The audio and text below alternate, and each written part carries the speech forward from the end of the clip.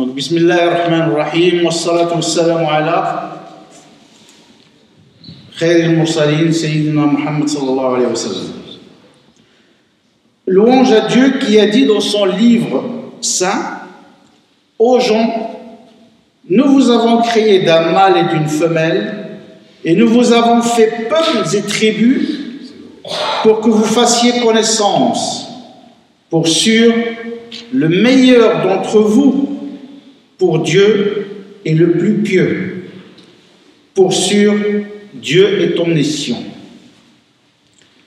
La morale, c'est que Dieu nous a créés différents, de races différentes, peuples différents, pour que nous fassions connaissance. Le but n'est pas de rester cloisonnés chacun dans son ethnie ou dans sa race. Nous le louons comme il se doit à sa majesté, à son règne, et prières et salutations pour celui qu'il a envoyé clémence aux univers, celui qui a dit de lui-même: je suis envoyé miséricorde aux univers, le prophète Mohammed, paix et bénédiction sur lui. Mesdames et messieurs, quel est le lien profond entre l'islam et la paix? Puisque l'étymologie du mot islam vient du mot paix. Quelle est l'importance de la coexistence pacifique, la paix et la sécurité entre les musulmans et les non-musulmans? Comment l'islam encadre ce comportement? Quelle est la réalité de cette coexistence dans le Coran, chez le prophète sallallahu alayhi wa sallam et dans ses recommandations? Quelle est la place accordée à la coexistence pacifique dans le Coran et quelles sont les recommandations du prophète, paix et bénédiction sur lui, en la matière? Une réponse exhaustive et complète à ces questions est de nature à faire du musulman contemporain un facteur de bien, de sécurité, de paix et de stabilité là où il se trouve. Il est évident que cette grande religion est paix toute entière. Cette religion s'appelle Islam. Le mot Islam est tiré du mot paix, salam. La religion d'Allah est Islam. Le salut entre les musulmans est as-salam, paix. La paix est aussi l'un des noms de Dieu. Parmi ces 99 noms qui s'est attribué, il y a le nom, le Islam. Paix, salam.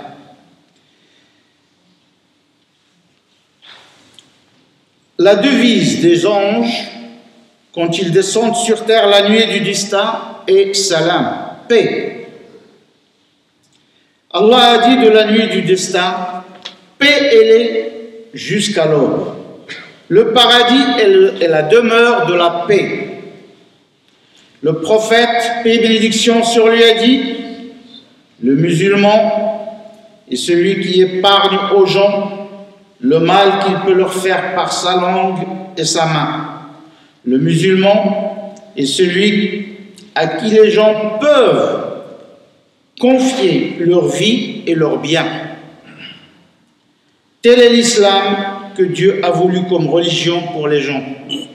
Cette religion est entièrement paix dans la vie ici-bas et dans l'au-delà. Mesdames et messieurs, la paix et la coexistence pacifique sont la base et le fondement de la relation du musulman avec les non-musulmans, et ce sont les préceptes de la religion, les recommandations du Coran et du prophète, paix et bénédiction sur lui. Celui qui médite le Saint-Coran et qui le lit avec attention, il conclura que la relation du musulman avec le non-musulman est à son origine une relation de paix, de miséricorde et de coexistence pacifique, de dialogue et de respect. Le prophète, paix et bénédiction sur lui, a été envoyé pauvre et sans puissance matérielle, sans richesse. Le Seigneur des univers ne l'a pas envoyé commandant des armées avec des soldats et des armements. Il l'a plutôt envoyé armé de preuves et de force de conviction, armé de douceur et de miséricorde. Et à ce propos, Dieu, en s'adressant à lui, lui dit: « Et nous ne t'avons envoyé que miséricorde pour les univers. » Les versets du Coran qui vont dans le sens de la coexistence pacifique sont nombreux. Nous ne pouvons pas tous les citer ici. Dieu a dit: « Dites aux gens de bonnes paroles. » Une recommandation divine aux musulmans, c'est de parler en douceur avec les autres, de leur dire des bonnes choses, ne pas être violent. Il dit encore: la vérité émane de votre Seigneur, chacun est libre de croire ou de ne pas croire. Dieu ne nous dit pas obligez les gens à croire en moi. N'obligez pas les gens. Obliger les gens à se convertir à l'islam. Chacun est libre de croire ou de ne pas croire. Il n'y a pas là un principe de la laïcité. Hein? Donc, et ça c'est le Coran. C'est pour ça que plus on lit le Coran, mieux on le comprend, plus on sera dans la paix. Et il dit encore: si ton Seigneur voulait, tous ceux qui sont sur terre auraient la foi. Et il s'adresse au prophète en lui disant: vas-tu contraindre les gens pour qu'ils aient la foi? Le Coran nous dit de ne pas obliger les gens. Chacun est libre.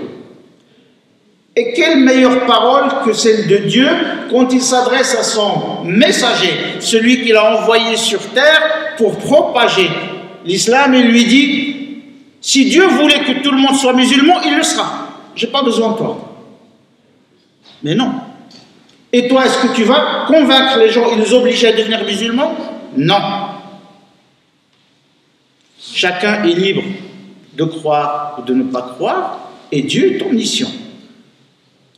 Ainsi était le prophète, paix et bénédiction sur lui, dans sa relation avec les habitants de la Mecque, de Médine et avec tous les gens de façon générale. Il a toujours veillé à vivre en paix et dans la sécurité avec les autres. Il était ainsi avec les Mécois alors qu'ils n'étaient pas musulmans. Il a coexisté de façon pacifique avec les Mécois alors qu'ils ne croyaient pas en lui.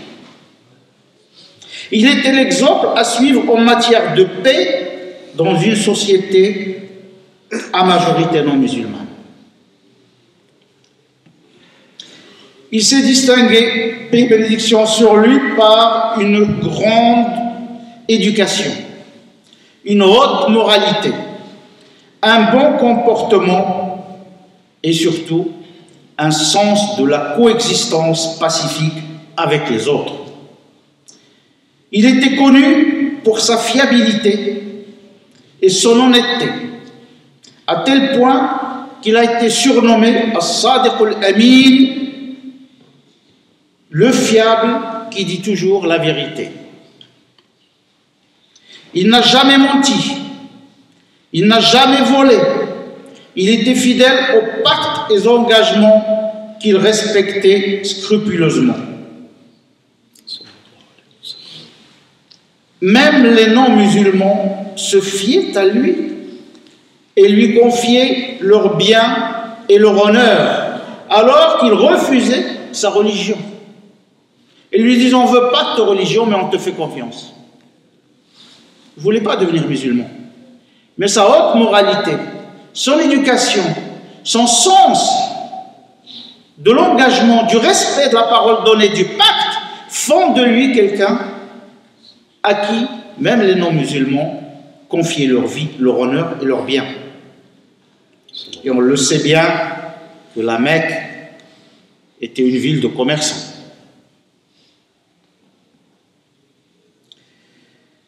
Il a cohabité avec les Mécois, il a cohabité avec les non-musulmans.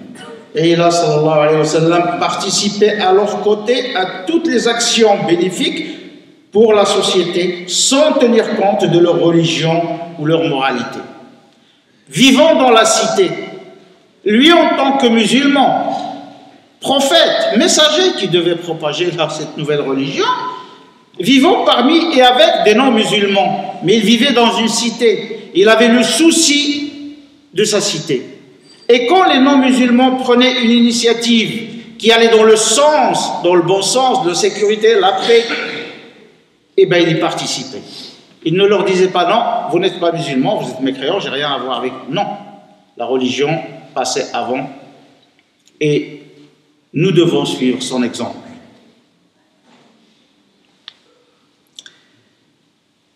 Il a contribué avec les non-musulmans au commerce, à l'économie et à la sécurité de la Mecque. Il était hospitalier, il était, sallallahu alayhi wa sallam, généreux avec ses voisins et avec les démunis. Lorsqu'il a eu la révélation et qu'il a commencé à faire connaître l'islam, son plus grand souci était avant tout la préservation de la paix et de la sécurité. Et Dieu, à ce moment-là, avait interdit aux musulmans de lever la main sur quiconque ou de recourir à la violence ou à la force, quoi qu'il arrive. Autrement dit, Dieu interdisait aux musulmans d'avoir recours aux armes contre les non-musulmans. Quoi qu'il arrive, même s'ils étaient persécutés. Lui-même a été persécuté, il a été blessé, il a été humilié. Ses compagnons étaient soumis à des humiliations, à des persécutions, à des tortures même. Et certains d'entre eux refusaient cette humiliation. Et ils lui reprochaient, sallallahu alayhi wa sallam, pourquoi tu nous interdis de nous battre? Et il leur dit, non, la prescription est divine, c'est le Coran. Et ils l'ont respecté, et ils ont souffert, et ils ont supporté.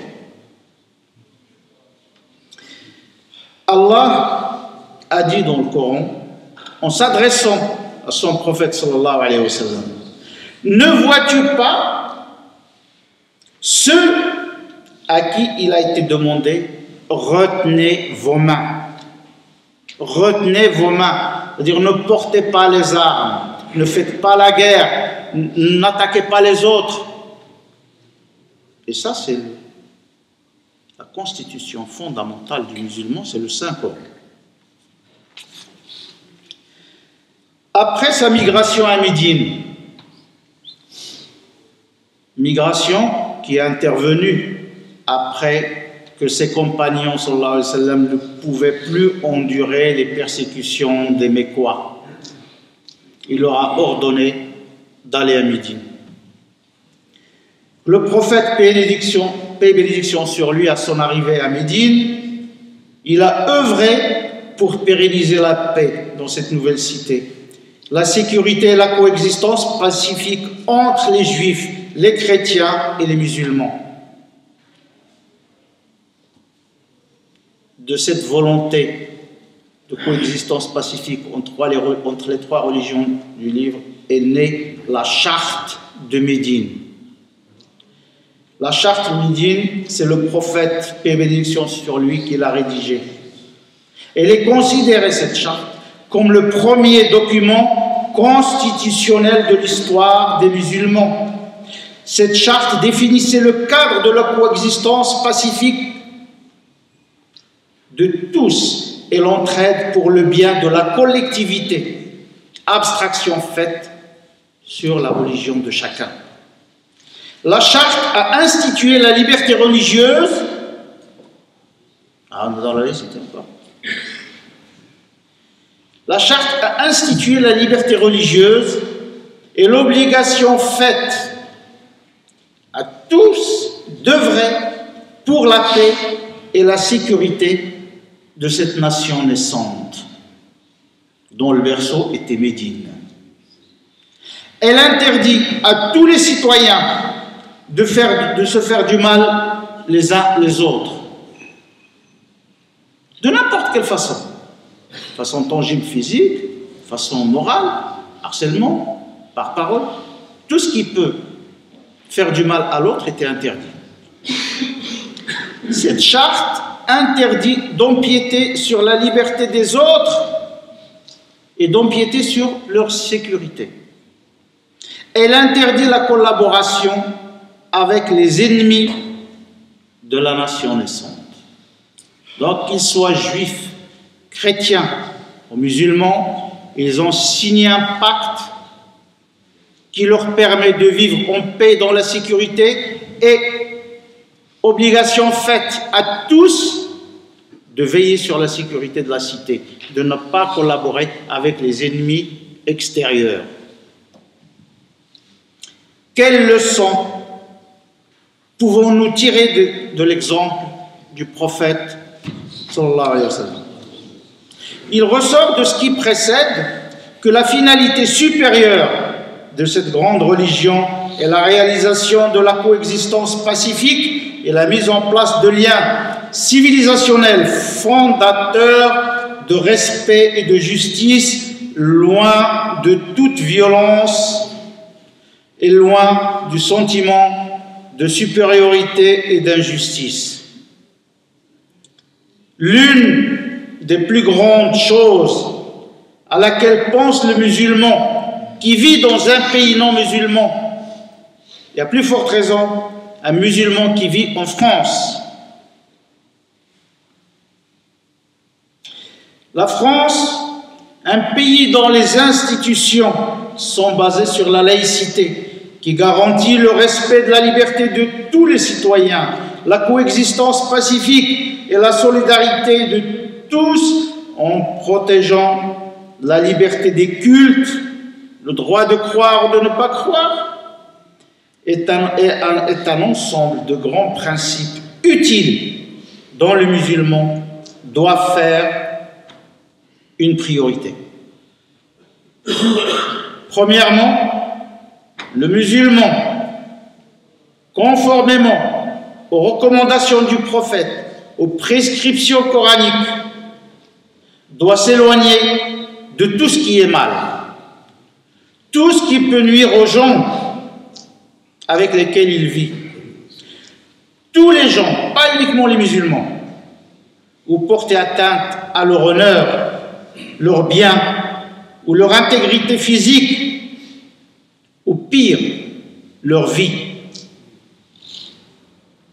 Le respect est valable pour tous les êtres vivants, humains, animaux et environnement. Là où il se trouve, le musulman doit éviter l'alcool, il doit éviter les drogues, il doit s'éloigner des crimes, il doit s'éloigner de la délinquance et il ne doit pas nuire à sa famille, il ne doit pas nuire à ses voisins et à la société dans laquelle il vit. Le prophète, paix et bénédiction sur lui, a dit: l'ange Gabriel m'a tellement recommandé le voisin que j'ai cru qu'il allait faire de lui un héritier. Le voisin, comme vous le savez, est très important dans la religion musulmane. Je fais une petite digression avec sa permission, j'ouvre une parenthèse. Le musulman n'a pas le droit de manger, de dormir le ventre plein et son voisin le ventre vide. Si ton voisin a faim, tu partages ta nourriture avec lui. S'il est mal habillé, tu l'aides. S'il se trompe, tu le conseilles. S'il est malade, tu vas lui rendre visite. Et s'il décède, tu accompagnes sa dépouille. Je ferme ma parenthèse.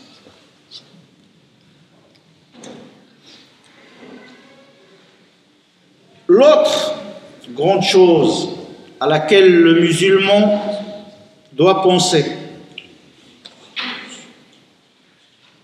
est la bonne éducation, cette bonne éducation qui doit se concrétiser par la propreté. Le musulman est propre, il doit être propre. Le musulman, il fait sa toilette 5 fois par jour. Et la propreté, c'est l'hygiène du corps, mais la propreté du voisinage, la propreté de la rue, là où le musulman est, il doit veiller sur la propreté. Deuxième chose, l'honnêteté, la droiture et la bonté dans les relations, ses relations avec les autres, quels qu'ils soient. L'islam est la religion de la propreté et de la purification. L'hygiène du corps, la propreté du domicile, de la rue, de l'environnement, de façon générale. Dieu a dit, Dieu aime les repentants, ceux qui avouent leurs péchés et qui s'en excusent, qui demandent pardon. Et il aime les purifier, c'est-à-dire les propres, les gens propres. Il n'est concevable, ni sur le plan religieux, ni sur le plan moral, ni sur le plan de la cohabitation et de la coexistence, que certains endroits, on peut appeler dans un langage, un lexique que nous connaissons tous, des cités, où habitent des musulmans, deviennent un exemple de manque de propreté, de manque d'hygiène, de délinquance, de trafic de tout genre, de bruit, de tapage nocturne et d'anarchie, ce qui fait fuir les gens de leur voisinage et donne une mauvaise image de l'islam et des musulmans. Parce que quand le voisinage s'enfuit et vous laisse entre vous, c'est la création des ghettos. Quelle est notre responsabilité, nous aussi, de la création de ces ghettos? Le musulman, par son comportement, peut casser le ghetto, peut s'intégrer. Il y a aussi le sérieux et l'honnêteté dans le travail et les services, des qualités pour lesquelles notre prophète, paix et bénédiction sur lui et ses compagnons, étaient connus dans leurs relations avec les autres, alors qu'ils étaient la minorité à la Mecque et la majorité à Médine. Le même comportement, quand ils étaient minoritaires, mais aussi quand ils étaient majoritaires. C'est une histoire de principe. Le musulman doit être un exemple de sérieux et d'honnêteté. Au travail, le musulman est sérieux. Il ne triche pas, il ne s'autorise pas ce à quoi il n'a pas le droit, ni de l'État, comme les prestations sociales par exemple, ni des individus. Le musulman ne doit pas mentir à la sécurité sociale ou aux assidiques pour toucher des sommes auxquelles il n'a pas droit. L'islam considère ça comme un vol, comme immoral. Le musulman doit être honnête dans tout ce qu'il touche. Parce que si les gens ne voient pas, l'omniscient voit tout.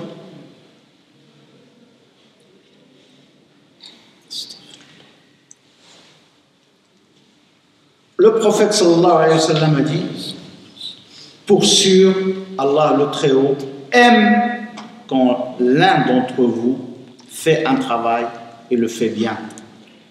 Les recommandations, vous pouvez tous lire la sira du prophète. Vous trouverez toujours que ces recommandations, c'est l'excellence. Il recommande l'excellence dans tout ce qu'on fait. Tout ce que le musulman doit le faire honnêtement et bien. Le vrai musulman refuse de vivre au crochet de la société comme un parasite. Le prophète sallallahu alayhi wa sallam a dit, la main haute est mieux que la main basse. Autrement dit, la main qui donne est mieux que la main tendue qui reçoit. Et il est étrange, très étrange, que certains musulmans qui font la prière, qui se disent musulmans, qui ont la foi, qui vivent en France et ailleurs, ne font d'efforts que dans le mensonge et la ruse pour bénéficier illégalement des prestations sociales. C'est le pire des mensonges et des vols, que Dieu nous en préserve. Dans ce pays qui nous accueille et qui est désormais le nôtre, nous devons respecter nos engagements, nous devons respecter la loi et les institutions républicaines. C'est là un des grands principes fondateurs de l'islam. Allah a dit, « Ô vous qui avez cru, respectez vos pactes et vos engagements. » De nos jours, les pactes ont pris différentes formes dont la finalité est de réaliser la paix sociale, le vivre ensemble et l'entraide. Parmi ces pactes, il y a la naturalisation, la nationalité. Il y a les visas, il y a l'exil politique, il y a la carte de séjour. Il s'agit de pactes que le musulman doit respecter. Autrement dit, lorsque le musulman va au consulat de France, par exemple, puisqu'on est en France, et on lui donne un visa, ce visa est un pacte par lequel la France s'engage à le recevoir, à le protéger, à lui garantir la sécurité sur son territoire. Mais aussi, c'est un pacte par lequel celui qui a obtenu le visa s'engage à respecter les institutions du pays, s'engage à respecter la loi du pays, s'engage à respecter les gens de ce pays.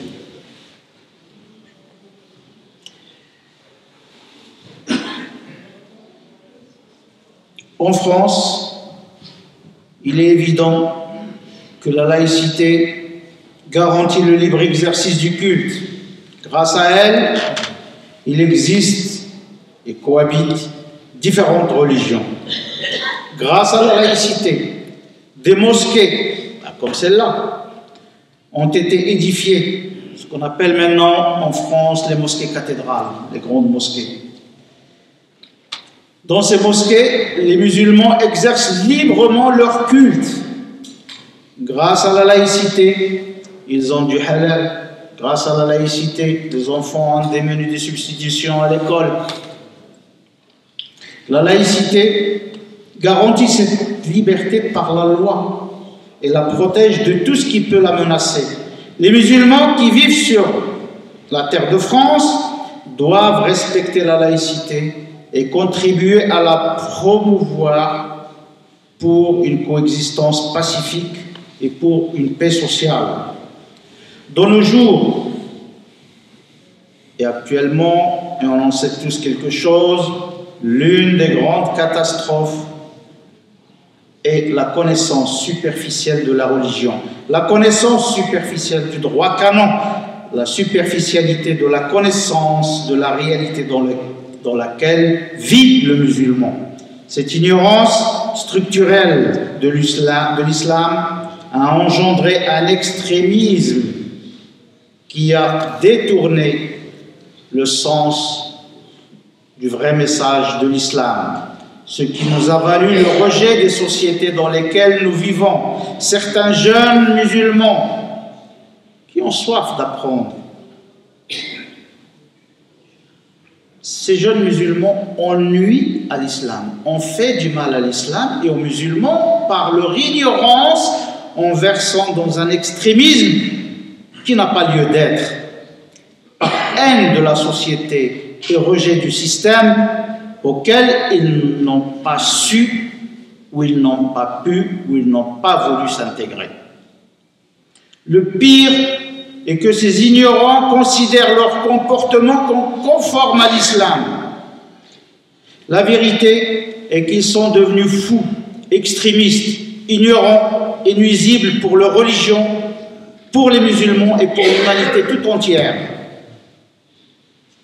Et les différents attentats nous l'ont prouvé. La source du mal réside dans le fait que les jeunes cherchent à connaître la religion par l'intermédiaire d'Internet, les réseaux sociaux, auprès de faux imams, d'imams autoproclamés, auprès de faux savants. Résultat, ils deviennent des proies faciles entre les mains de manipulateurs qui les conditionnent et les envoient tuer et mourir pour des causes qui les dépassent et qui ne sont pas les leurs. Que les jeunes sachent qu'en matière religieuse, Internet est un champ de mine. Le vrai savoir et la vraie science de la religion s'acquièrent auprès des savants, dans les mosquées, dans les instituts, dans les universités connues et reconnues. Les anciens déjà avant Internet, des gens qui n'ont rien à voir avec la religion, ils ont trouvé le chemin. Ils sont rentrés dans la religion via Internet alors qu'ils n'ont rien à y faire. Avant de conclure, je dirais juste, il ressort de tout ce qui précède que l'islam est une religion de paix, de coexistence pacifique, quand elle n'est pas mal interprétée, que son message est détourné. Et je vous remercie.